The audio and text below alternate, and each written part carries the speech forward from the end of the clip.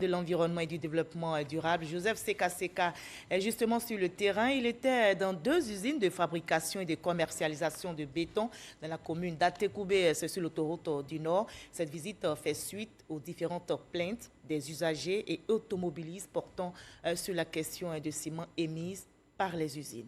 Grâce Kando. Autoroute du Nord en face du parc national du Banco dans la commune d'Atekoubé, existe 2 usines turques spécialisées dans la production et la commercialisation de béton prêts à l'emploi. Le béton que produisent ces usines soulève d'épais nuages de poussière et cause de nombreux désagréments aux automobilistes et riverains. La poussière nous fatigue ici. Ça nous donne rhume, la toux, ça donne mal à la poitrine, tout ça là. La poussière vraiment joue en notre défaveur puisque cette poussière-là fait de telle sorte qu'on ne puisse même pas voir devant. Donc c'est vraiment très dangereux pour nous qui sommes en moto. Ce que disent les populations de la présence de ces usines et leur impact sur l'environnement n'échappe pas au ministre de l'Environnement et du Développement durable.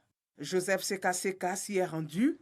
Il a visité les installations et s'est fait une claire idée de la situation. Il faut que les dispositions soient prises pour que les silos d'aspiration et de rétention de la poussière soient régulièrement remplacés.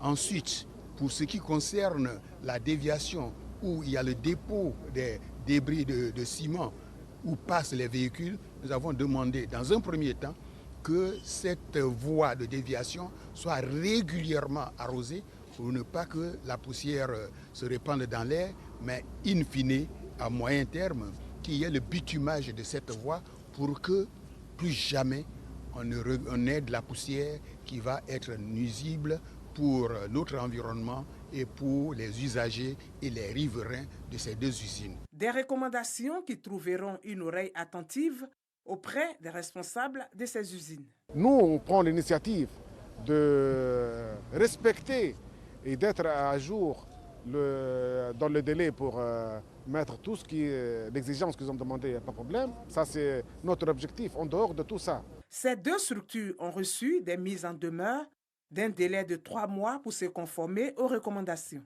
Si au bout de ce délai, ces entreprises ne se conforment pas aux recommandations édictées par le ministère de l'Environnement pour permettre de corriger ces problèmes-là, nous sommes désolés de dire que nous en arriverons à la demande de cessation d'activité pour ces entreprises-là.